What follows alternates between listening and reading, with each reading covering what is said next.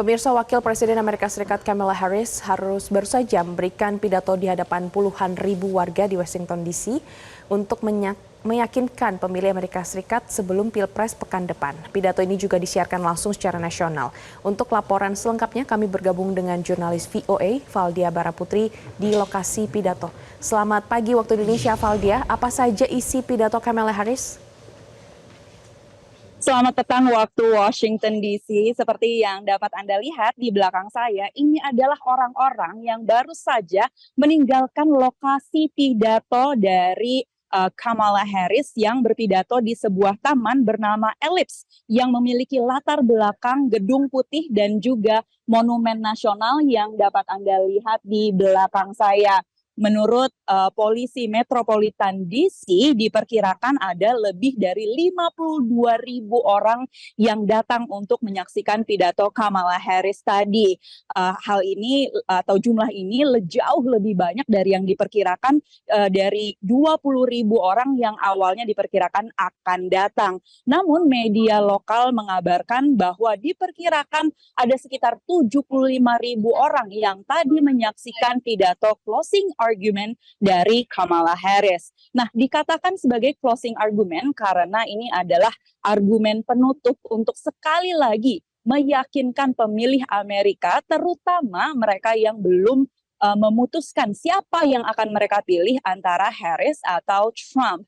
Nah, seperti yang Anda sampaikan tadi bahwa pemilu tinggal 1 pekan lagi, bahkan kurang waktu Washington DC atau waktu Indonesia Barat.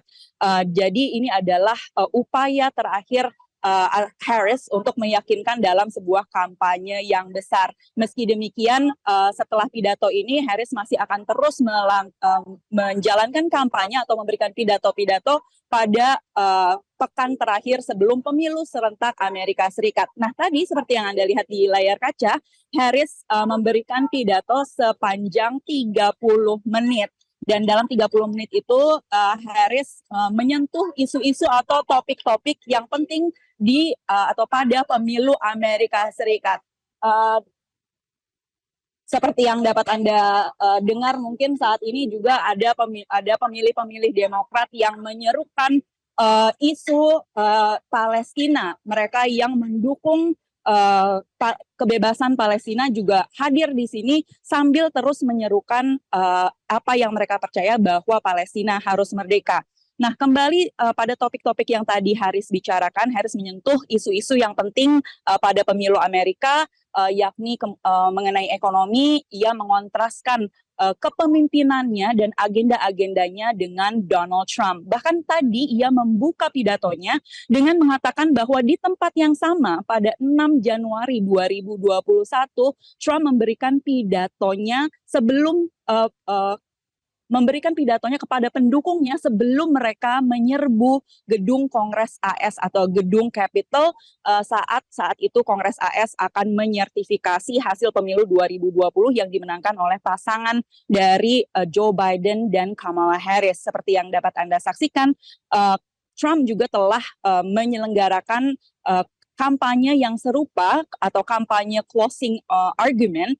Namun kampanye closing argument Trump itu diselenggarakan pada hari Minggu lalu di Madison Square Garden di kota New York.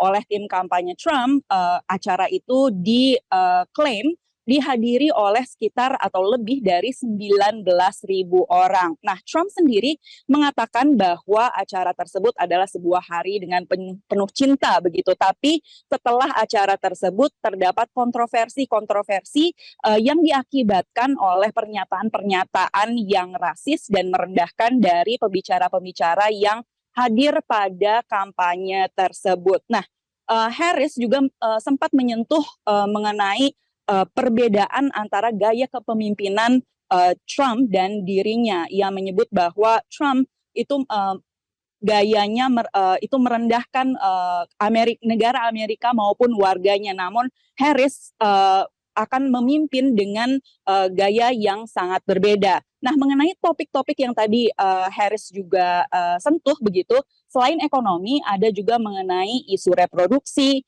kemudian mengenai kesehatan, dan Harris juga tadi mengatakan atau membahas mengenai kebijakan luar negeri Amerika. Harris berkata bahwa sebagai Presiden Amerika Serikat, ia akan untuk kebijakan luar negeri, ia akan membangun atau menguatkan aliansi global Amerika Serikat dan melanjutkan Amerika Serikat sebagai beacon of freedom atau mercusuar kebebasan global di dunia.